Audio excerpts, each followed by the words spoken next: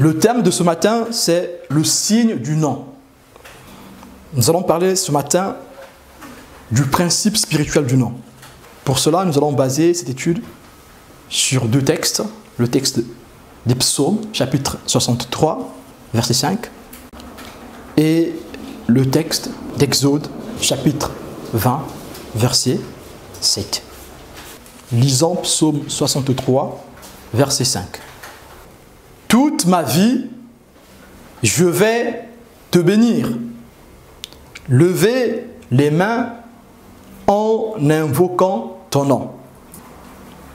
Exode 20, verset 7.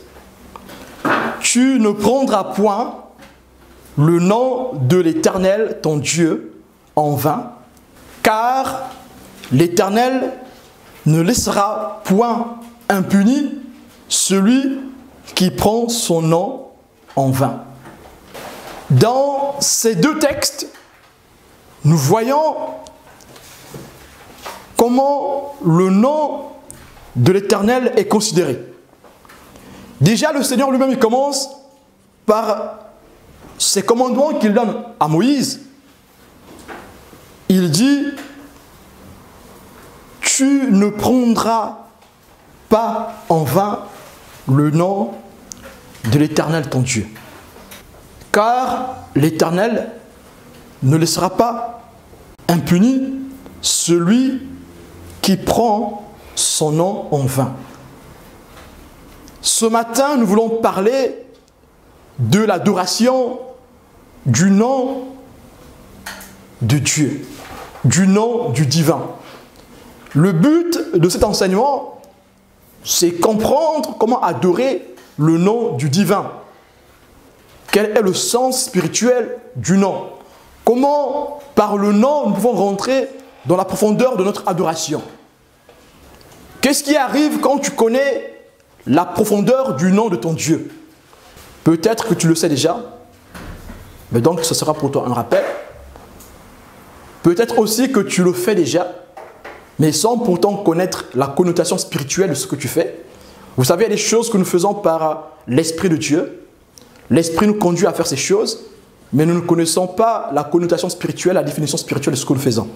Ce matin, par cet enseignement, le Seigneur va nous montrer l'ampleur spirituelle, la connotation spirituelle qu'il y a dans le nom de Dieu, dans les qualificatifs de Dieu, dans notre adoration personnelle ou collective.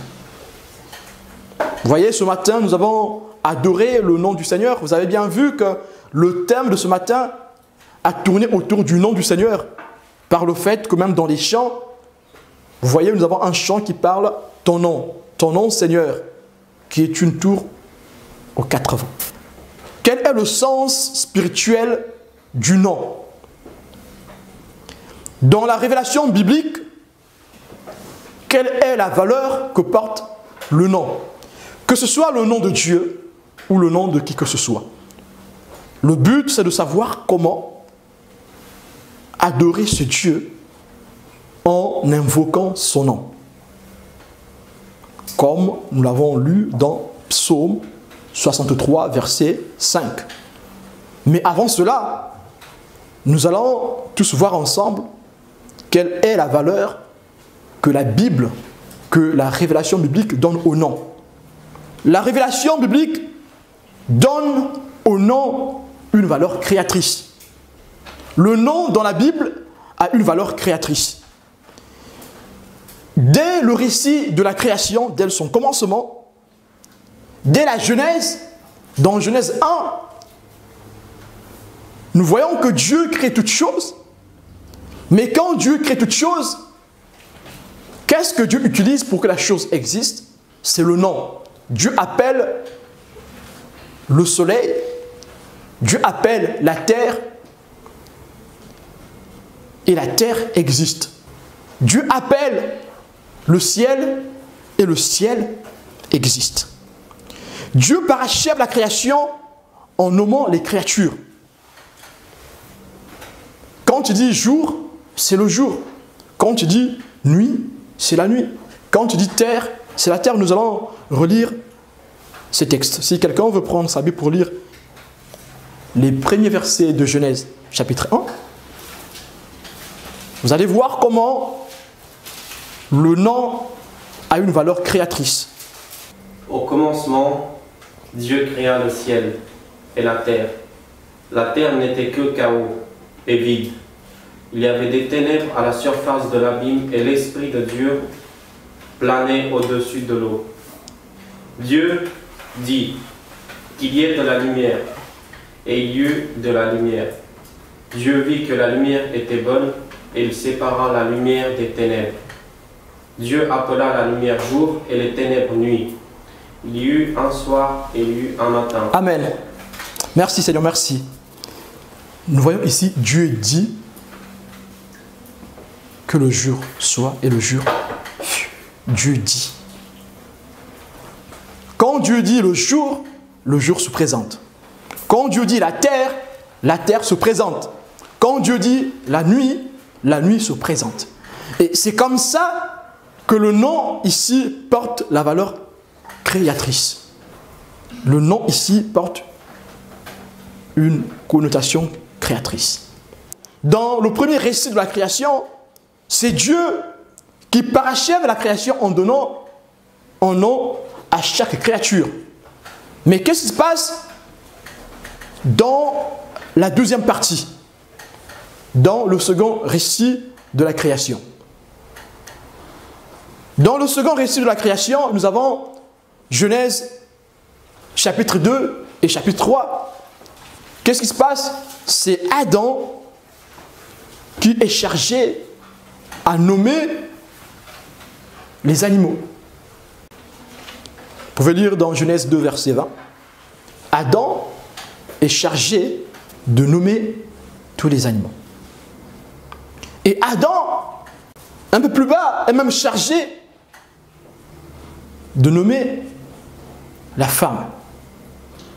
Il l'appela Ève, parce qu'elle est tirée d'Adam. Nous voyons ici la valeur créatrice du nom. Donc le nom a une connotation spirituelle. Et vous allez voir dans la suite quelle est la position que tient la personne qui donne le nom et quelle est la position de la personne qui change le nom. Qu'est-ce qui se passe quand je donne un nom et qu'est-ce qui se passe quand je change un nom? Qu'est-ce qui se passe? Nous allons aussi voir dans les cultures aujourd'hui quelle est l'importance du nom, comment est utilisé le nom. Mais que exprime le nom? Le nom exprime un attribut ou une fonction pour celui qui le porte. Quand tu as un nom, ce nom va signifier forcément quelque chose. Ce nom signifie quelque chose. Ce nom a des attributs. Ce nom a une fonction. Et surtout, dans la culture sémitique, chaque nom a un sens. Chaque nom a un attribut. Chaque nom a une fonction. Et on verra que dans la vie de celui qui porte le nom, la fonction du nom agira dans la vie de ce dernier. Voilà pourquoi nous devons faire très attention aux noms que nous donnons à nos enfants, par exemple. Voilà pourquoi nous devons aussi faire attention aux surnoms que nous prenons. Souvent, quand on est jeune, chacun veut se prendre un surnom, un petit nom. Mais sauf que le nom a une force créatrice. Le nom a une valeur créatrice. Alors, si le nom a une valeur créatrice, si tu prends le surnom le bandit, si tu veux que tes amis dans le quartier t'appellent le bandit, tu seras le bandit.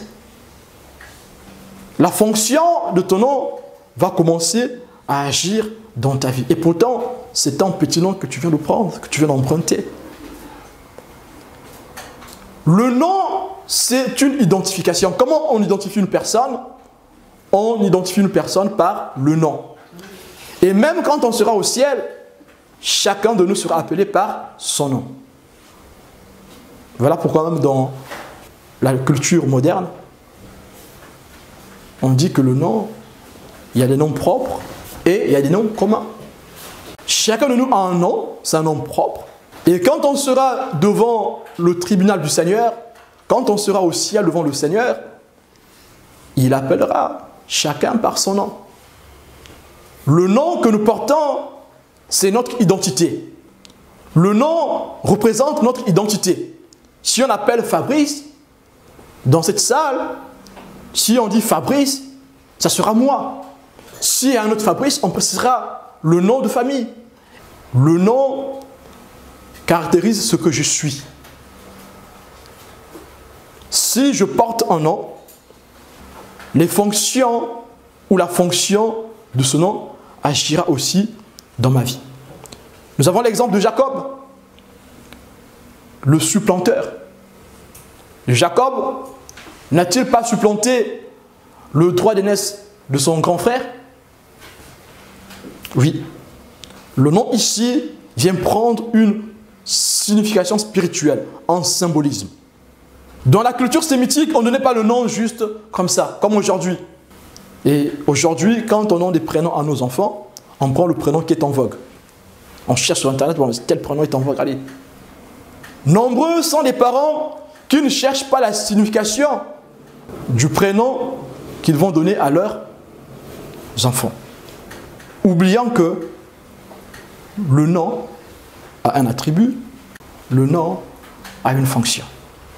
Il y a l'autre qui va appeler son enfant Marijuana, mais ne sachant pas que le nom qu'il donne à son enfant, Marijuana, ce prénom aura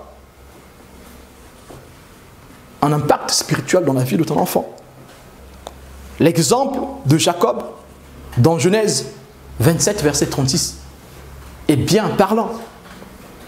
Jacob a supplanté le droit d'aînesse d'Ésaü. Vous avez aussi un autre exemple, Nabal. Nabal veut dire le fou. Dans 1 Samuel chapitre 25, verset 25. Et je vous laisserai lire cette histoire. Vous verrez que cet homme, c'est un fou. Cet homme a fait le fou. Vous avez aussi Benjamin. Benjamin veut dire fils de la droite. Genèse 35, verset 18. Je vous laisse aussi lire l'histoire. Vous verrez dans cette histoire que Benjamin est le fils de la droite. Vous allez aussi lire les bénédictions que Benjamin reçoit. Quand les 12 patriarches reçoivent leurs bénédictions, vous allez voir que la bénédiction de Benjamin va dans le sens de son nom. La bénédiction de Benjamin est une fonction de son nom. Vous avez aussi Ésaïe ou Isaïe qui veut dire Dieu sauve.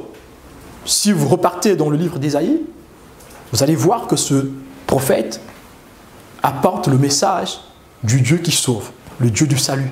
C'est l'un des prophètes qui prédit de façon extraordinaire l'avènement du Christ, l'avènement du salut de l'humanité.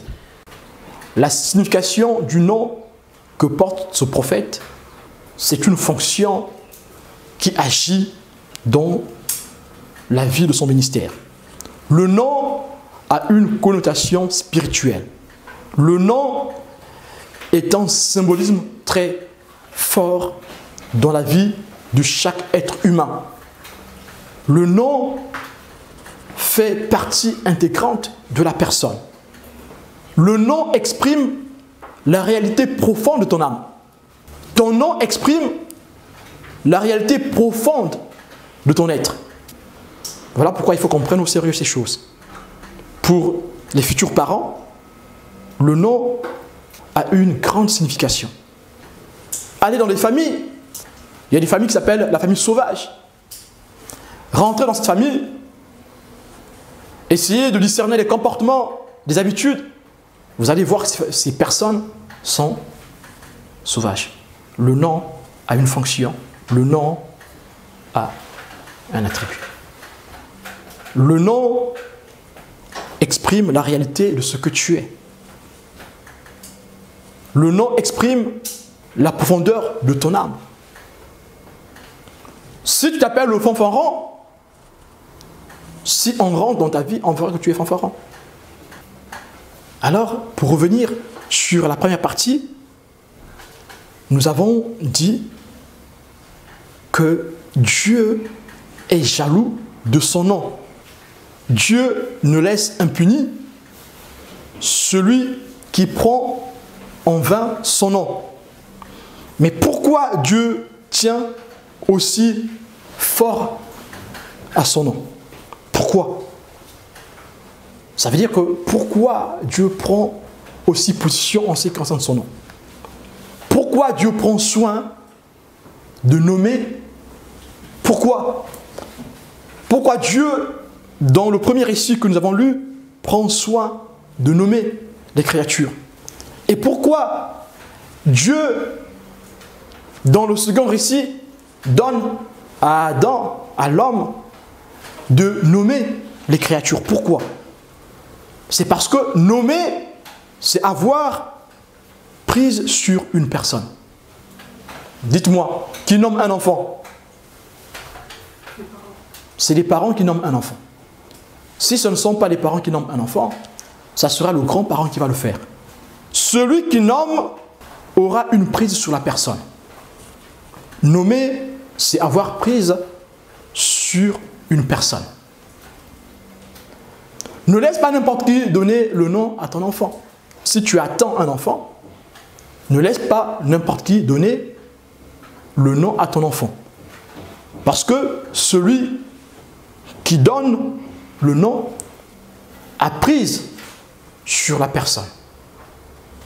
Dieu a nommé les créatures qui l'a créé. Dieu demande à Adam de nommer les animaux. Et qu'est-ce qu'il dit? Assujettissez-les. Toutes les créatures doivent être assujetties par l'homme. C'est l'homme qui a nommé les animaux. Donc l'homme a prise sur les animaux. Celui qui donne le nom, c'est celui qui a le droit sur la personne. Donner un nom, nommer, c'est avoir prise sur la personne. Est-ce que Dieu nomme n'importe qui? Non, Dieu ne nomme pas n'importe qui. Toi aussi, ne laisse pas n'importe qui nommer tes enfants. Même sur les petits noms. Oh, diable! Ah, diable! Ah, petit nom, diable. Mais ton enfant sera diable parce que tout le temps, il va dire, oh, diable. Ah. Bon, ou encore monstre. Oh, petit monstre. Oui, c'est nommé. Ne laisse pas n'importe qui nommer tes enfants. Parce que si ton enfant s'appelle petit monstre, oui, c'est entre guillemets mignon. Je ne vois pas comment monstre peut être mignon. Mais petit monstre, souvent on le fait. Hein. Oh, petit monstre. Ne laisse pas n'importe qui nommer tes enfants. Parce que le nom a une connotation spirituelle. Le petit nom aura une connotation spirituelle. Quand nous parlons du nom, nous parlons du prénom, du nom ou du petit nom, donc le surnom. Mais changer le nom de quelqu'un, c'est lui donner une nouvelle personnalité aussi. Donc si mon petit garçon s'appelle Édouard et que je commence à l'appeler petit monstre, je donne à mon enfant une personnalité. Donc je donne à mon enfant la personnalité du monstre en petit. Bon, ça ne sera pas un grand monstre, ça sera un petit monstre. Mais sauf que le monstre finit par grandir. Le nom a une signification spirituelle. Certaines personnes ont été gardées dans les malédictions à cause de leur nom. Voilà pourquoi vous allez voir dans la parole de Dieu, quand Dieu délivre quelqu'un, nous pouvons commencer par Abraham. Quand Dieu délivre Abraham, Dieu donne à Abraham une autre personnalité. Quand Dieu délivre Jacob, Dieu donne à Jacob une nouvelle personnalité. Le nom a une connotation spirituelle. Abraham peut devenir Abraham. Genèse 17, verset 5. Saraï peut devenir Sarah. Genèse 17, verset 15. Jacob peut devenir Israël. Genèse 32, verset 29. Le nom a une puissance. Le nom a une puissance créatrice. Le nom a une force créatrice. Le nom a une valeur créatrice. Si on te nomme caca, tu seras caca. Tu ne vas pas avancer dans ta vie. Si on te nomme idiot, tu seras idiot. Nommer, ce n'est pas juste donner un nom. Nommer, c'est aussi des qualificatifs qu'on peut donner à notre prochain. Par exemple, si tu dis tout le temps de ton frère qu'il lui il est bon à rien, il ne sait rien faire, mais tu le qualifies comme un bon à rien, il sera bon à rien. Puisque tout le temps il va garder ça en lui, toutefois qu'il gardera ça en lui, il sera bon à rien. Ah, lui, il est bête. Nommer, ce n'est pas juste donner un nom, un petit nom, un surnom. Nommer, c'est aussi qualifier ton prochain. Alors toi, comment tu qualifies ton prochain? Si tu donnes à ton prochain un nom, si tu nommes ton prochain avec un qualificatif qui est empreinte à la malédiction, cette personne sera maudite. Nous savons aujourd'hui, beaucoup de vies ont été détruites à cause de nommer. Parce qu'ils ont été nommés. Ils ont été mal nommés. Ils ont été nommés de façon péjorative. Si tu nommes quelqu'un cancan, il sera cancan. Si tu nommes quelqu'un démon, il sera démon. Nous devons faire très attention en ce qui concerne les noms. Vous croyez que c'est pour rien que Dieu change la personnalité de Jacob, qui est supplanteur, qui devient celui qui lutte avec Dieu? Mais celui qui lutte avec Dieu, c'est simplement celui qui a reçu la grâce de Dieu. Jacob a lutté avec Dieu parce que Dieu lui a fait grâce de résister. Voilà pourquoi Jacob ici porte une nouvelle personnalité qui est Israël. Avec Israël, le Seigneur va accomplir son vœu, va accomplir ses desseins, d'avoir un peuple qui porte son nom, qui le représente. Israël que nous connaissons tous aujourd'hui. Le nom a une signification spirituelle. Ne banalisons pas le nom. Il ne faut jamais banaliser le verbe nommer. Comment tu nommes ceux qui sont proches de toi? Comment tu nommes même tes ennemis? Comment tu les nommes? Aucune personne ne mérite d'être nommée de façon péjorative. Si tu nommes quelqu'un de façon péjorative, plus ces mots vont résonner dans sa tête, plus ces choses vont se créer.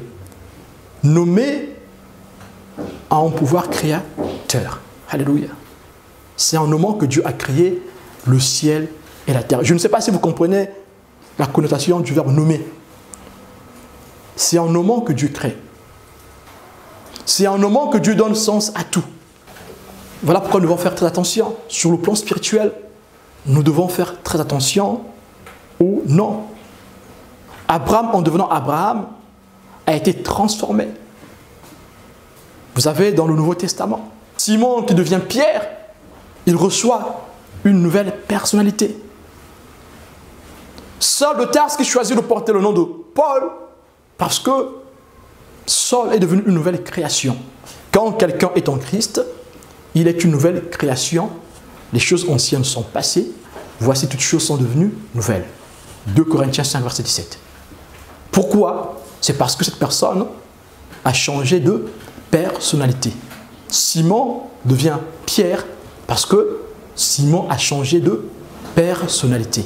Voilà pourquoi le Christ peut dire, Pierre, sur cette pierre, je bâtirai mon église. Abraham peut être le père des nations, le père d'Israël, le père de la foi. Pourquoi? Parce que Abraham a changé de personnalité. Travaillant pour changer des personnalités de façon positive et non de façon négative. Même quand nos enfants font des choses qui ne plaisent pas, évitons de les qualifier. Ah, toi, tu es un voleur. Ah, toi, tu n'es bon à rien. Ah, toi, tu... Plus on dira ces choses, plus on nommera ainsi les actes que posent nos enfants, plus nous allons pousser nos enfants à rester dans cet état. Ah, toi, tu es un tricheur. Mais ton enfant finira par devenir un tricheur. Ah, tu es un voleur. Ton enfant finira par devenir voleur parce que tu l'as nommé. Pas qu'une seule fois. Tu l'as nommé plusieurs fois. Et là, pour que ton enfant redevienne normal, il faudra la puissance du Saint-Esprit pour guérir ton enfant. Il faudra la puissance de la parole de Dieu pour guérir ton enfant. Tu ne pourras rien faire pour guérir ton enfant parce que tu l'as déjà nommé. Ton amour ne pourra rien faire pour changer ton enfant parce que tu l'as déjà nommé. Tu as dit qu'il était voleur, mais il est voleur. Et un jour, quand il sera tenté, il dit, mais de toute façon, maman me dit toujours que je suis voleur. Bah, pourquoi ne pas voler? Je vais voler. De toute façon, ils ne seront pas choqués de savoir que j'ai volé. Quelle est la valeur que nous donnons au verbe nommer? Nommer a un risque. Nommer peut conduire aussi à un risque d'idolâtrie. Vous allez voir que dans le monde mésopotamien, ils donnaient les noms des idoles aux enfants.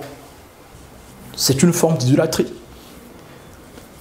Et l'importance de ce message ce matin, le point culminant de ce message, porte sur le nom de la personne que nous adorons. Quel est le nom que tu adores? Dans l'adoration de notre Dieu, connaître son nom est capital. Connaître le nom de Dieu nous donne la capacité de capter sa bienveillance. Celui qui adore Dieu en le connaissant, en connaissant son nom, sera emmené à saisir les faveurs du Seigneur. Quand tu adores Dieu dans tes moments intimes de prière ou dans des moments collectifs de prière, si tu sais nommer ton Dieu, si tu sais invoquer ton Dieu en le nommant, alors tu vas attirer sur toi les faveurs du Seigneur. Si tu veux capter la bienveillance du Seigneur, tu dois savoir l'invoquer en le nommant. Et dans le monde occultiste, ils font ces choses. Inspirés par Satan, ces gens vont dans des abîmes pour chercher le nom de Satan pour l'invoquer. Ces choses sont utilisées chez les magiciens. Ils invoquent les noms. Et nous qui sommes enfants de Dieu, nous nous retrouvons dans ces spectacles. Je me souviens quand j'étais petit, je me suis retrouvé dans un spectacle où le magicien était en train d'invoquer le nom d'un démon. C'est quand je suis devenu chrétien que j'ai compris, mais ce jour-là, j'étais en plein exercice d'invocation de Satan. Ce magicien, pendant ce spectacle de magie, il disait « Adonai, Adonai, ça c'est moi, Maître Carlos, qui t'invoque. » Et ce jour-là, j'ai vu moi-même un bananier sortir des bananes, pousser sur le sol en béton. Et nous avons mangé ces bananes. Je n'oublierai jamais cette chose. En faisant cette étude, je me suis rappelé de ce qui s'est passé il y a très longtemps. Ce magicien a invoqué le nom d'un démon. Et nous qui sommes enfants de Dieu, quand nous sommes devant ces choses, on les trouve banales. On voit aussi à la télé, dans les dessins animés que nous montrons à nos enfants, les noms des esprits sont invoqués. Et nous banalisons ces choses. Mais toutefois, qu'on invoque en esprit, c'est du spiritisme. Et l'esprit agit. Même si cela se fait à la télé, l'esprit n'a pas de quartier. En ce qui concerne l'espace, l'esprit n'a pas de quartier, ce sont des esprits. Donc par la télé, un esprit peut se manifester pour rentrer dans une vie, pour transformer une vie. Pourquoi? Parce que le démon a été nommé. Nommé, c'est aussi appelé. Le démon a été appelé. Donc si tu regardes un film où la sorcière a un bâton magique et que dit « Abracadabra », c'est un démon qui a été nommé. C'est un démon qui a été appelé. Nommé, c'est appelé. Quand tu appelles, on vient. Si on dit Fabrice, tout de suite je veux me présenter. Parce que j'ai été nommé, parce que j'ai été appelé. Qu'est-ce que tu nommes dans ta bouche? Quand tu dis Allah, tu sais ce que ça veut dire Allah? Inch'Allah. Peut-être que tu ne sais pas ce que ça veut dire Allah. Que ce soit pour le musulman ou pour le non-musulman, peut-être que vous ne savez pas ce que ça veut dire Allah. Mais est-ce que tu connais la signification de Inch'Allah, de Allah? Peut-être que c'est autre chose. Mais si tu veux que la volonté d'une autre chose s'accomplisse dans ta vie, mais la volonté de cette chose s'accomplira dans ta vie. Voilà pourquoi nous devons faire très attention. Voilà pourquoi nous aussi, dans notre communion avec Dieu, nous devons savoir nommer notre Dieu. Nous devons connaître le nom de notre Dieu. Voilà pourquoi quand Dieu se présente à Moïse, Moïse dit, mais comment s'appelle ce Dieu qui t'envoie vers nous? Exode 3, verset 14 dit, Dieu dit à Moïse, je suis celui qui suis. Et il ajouta, c'est ainsi que tu répondras aux enfants d'Israël.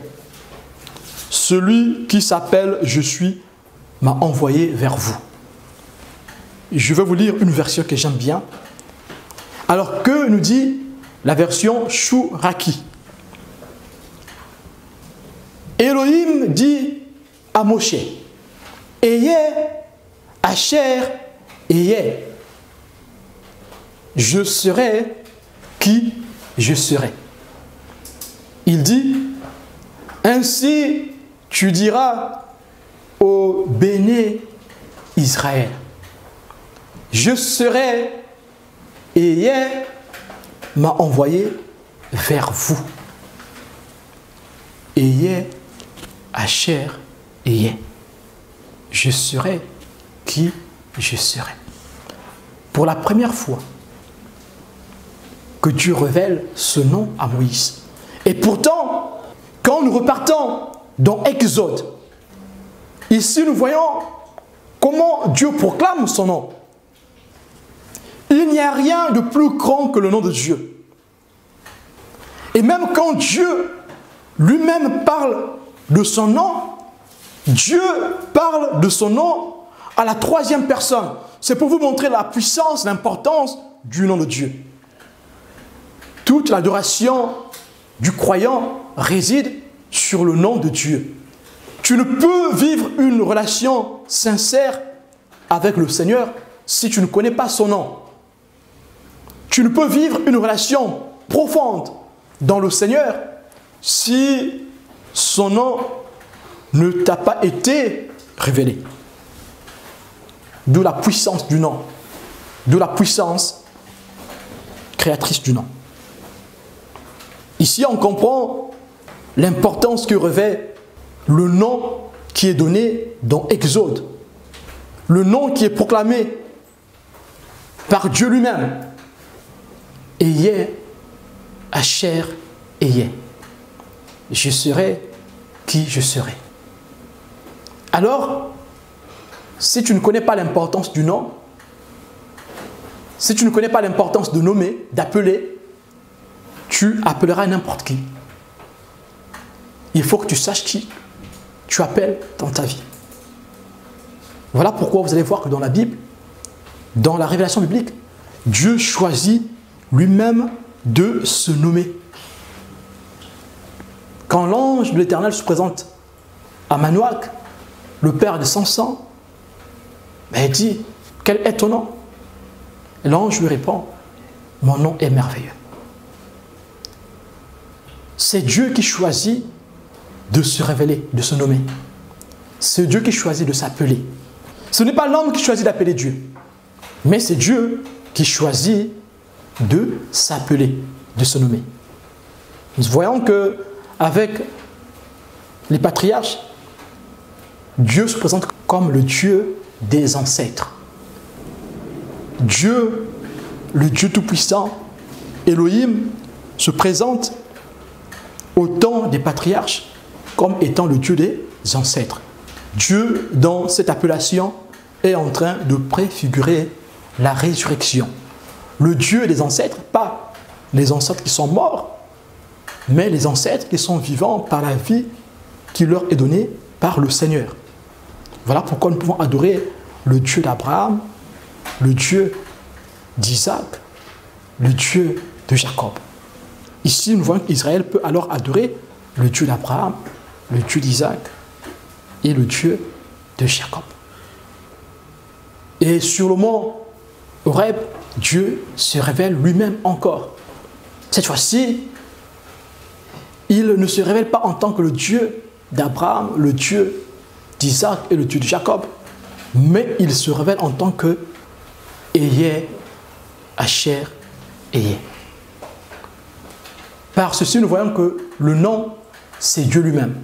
Sans le nom, il n'y a pas Dieu. Ce qui fait Dieu, c'est son nom. Voilà pourquoi ce nom est immuable. Dieu ne laisse impunis ceux qui prennent son nom en vain. Parce que le nom, c'est Dieu lui-même. Dieu s'identifie à son nom en parlant de lui. Voilà pourquoi il peut parler de lui à la troisième personne. Dieu se désigne lui-même. Dieu s'appelle lui-même. Dieu chérit son nom. Il se désigne lui-même. Voilà pourquoi, pour respecter la transcendance de Dieu, quand tu fais recours au nom de Dieu, cela suffit dans l'adoration. Il n'y a pas plus grande adoration que faire recours au nom de Dieu. Faire recours au nom. Celui qui sait adorer le nom, c'est adorer Dieu. Quel nom adores-tu? Quel nom adores-tu? Quelle est ta position dans la prière? Quel nom adores-tu dans la prière? Tu dois savoir adorer le nom de Dieu. Mais vous allez me dire, mais c'est religieux, comment on est obligé de connaître le nom? Si le jour où tu seras rempli de façon puissante par le Saint-Esprit, le Saint-Esprit va te pousser à adorer le nom de Dieu, à nommer Dieu. Le Saint-Esprit va te conduire à nommer Dieu. Mais comment nous nommons Dieu? Nous nommons Dieu par des qualificatifs. Sachant qu'il s'est révélé par un seul nom. Mais nous avons ici quelques qualificatifs.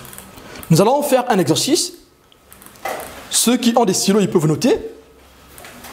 Nous avons le tétragramme YHWH, qui veut dire Adonai, qui veut dire Kyrios, qui veut dire Dominus, qui veut dire le Seigneur. Quand nous allons prier, que chacun essaye d'adorer Dieu avec un maximum de qualificatifs. Que quelqu'un essaye d'adorer Dieu, que chacun de nous adore Dieu en l'appelant par son nom. Pour montrer aujourd'hui dans cette société dans laquelle nous vivons, pour montrer que tu as de l'intérêt pour quelqu'un, il faut connaître son nom. Chez nous, si tu ne te rappelles pas du prénom de quelqu'un, on dit mais c'est un manque de considération. Si tu as une relation particulière avec Dieu, alors tu adores ton Dieu en connaissant son nom, c'est qualificatif. Nous avons Yah qui est YAH, c'est la forme culturelle abrégée de YHWH.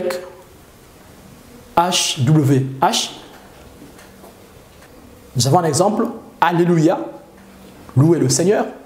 Donc Yah qui veut dire Seigneur, Alléluia, donc Alléluia, louer, Yah le Seigneur. Nous avons Elohim qui veut dire Dieu. Nous avons Adonai qui veut dire Seigneur. Cité 439 fois dans la Bible.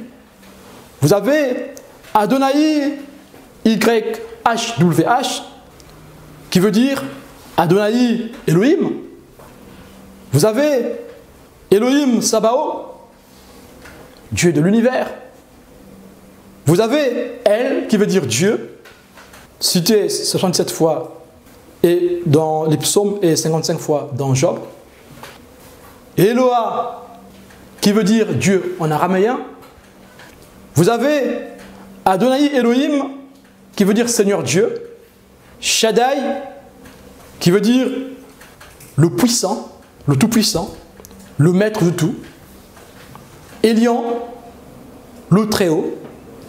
El Roi, donc E-L, R-O-I-Tréma, qui veut dire le Dieu de vision, le Dieu qui me voit. Alors dans tes prières, si tu veux prier, si tu veux adorer le Dieu qui te voit, tu peux invoquer El Roi. Dans tes prières, quand tu invoques El Roi, tu qualifies le Dieu que tu invoques. Tu veux qu'il agisse en toi en utilisant la fonction de la vision, le Dieu qui me voit. Si je veux invoquer le Dieu qui dirige ma vie, alors je vais invoquer El Shaddai. Puisque je connais ce Dieu, c'est des principes spirituels. Puisque je connais ce Dieu, je l'invoque dans tout mon cœur. Ce Dieu qui est le maître de tout prendra possession de ma vie et agira avec puissance. Alors, si je veux que le Dieu d'éternité agisse en moi, j'invoquerai El Olam. Dans ton adoration, tu dois connaître ses qualificatifs. Si tu veux invoquer le Dieu d'Israël, alors tu peux invoquer El Eloé Israël. Si tu veux invoquer le Dieu de Bethel, alors tu peux invoquer El Bethel. Si dans ta marche spirituelle, tu veux invoquer le Dieu jaloux, au sens de son zèle, alors tu peux invoquer El Kana. Si tu connais quelqu'un, tu l'appelleras par son nom. Si tu veux invoquer le Dieu qui fait l'alliance, tu peux encore invoquer El Béri. Nous avons d'autres qualificatifs du Dieu Tout-Puissant. Nous avons Jéhovah Shammah, Jéhovah Jireh. Nous avons tant d'autres. Comme nous avons dit, connaître le nom de la divinité, c'est avoir la capacité de capter sa bienveillance. Si je veux invoquer le Dieu qui pourvoit, j'invoquerai Jéhovah Jireh, celui qu'Abraham invoque quand ce Dieu pourvoit au sacrifice à la place d'Isaac. Nous devons connaître l'importance du nom. Et le nom est tellement important que même dans Apocalypse, il y a un nom qui sera mis sur le caillou, que seule la personne qui porte le caillou qui pourra le connaître. Il y a un nom que porte le Sauveur, que personne d'autre ne peut connaître. Vous voyez que dans le salut que Dieu accorde à l'humanité, Dieu accorde une importance capitale au nom. Voilà pourquoi, quand le Seigneur se révèle à Marie, le Seigneur donne le nom. C'est le Seigneur qui nomme l'enfant que portera Marie. Celui qui donne le nom a le pouvoir sur la personne qui est nommée. Celui qui change le nom de quelqu'un change la personnalité à cette personne. Voilà pourquoi le nom a une valeur créatrice. Et dans ces qualificatifs que nous venons de lire, qu'est-ce que nous dit Paul dans Philippiens, chapitre 2, versets 9 à 10?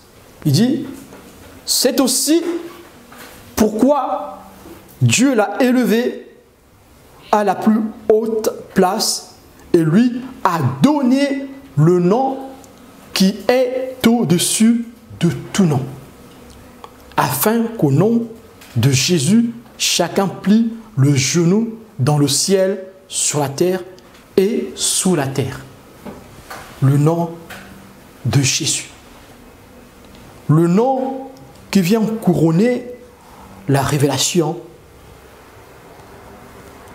en ce qui concerne le salut que Dieu accorde à l'humanité. Ce matin, le Seigneur veut encore que chacun de nous puisse connaître son Dieu, que nous puissions rentrer dans une connaissance profonde du Seigneur. Que chacun rentre dans une connaissance profonde du Seigneur, afin que notre adoration soit aussi profonde. Que le Seigneur vous bénisse.